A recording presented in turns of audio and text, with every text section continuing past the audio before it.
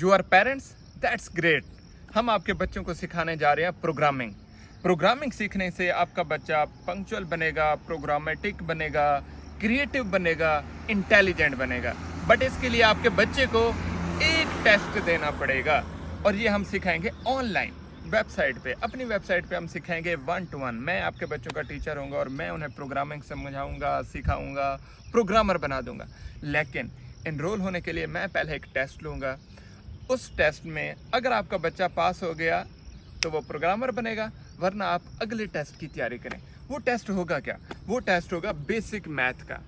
Math में क्या होता है? बेसिक मैथ में plus, addition, subtraction, division, multiplication, इस चीज़ का होगा टेस्ट। आपका बच्चा 1 क्लास से लेकर 10th क्लास तक है, नो प्रॉब्लम। आप वो टेस्ट क्लियर करें। अगर वो टेस्ट क्लियर करता है तो हम उसे अपने बैच में शामिल करेंगे और उसे प्रोग्रामर बनाएंगे।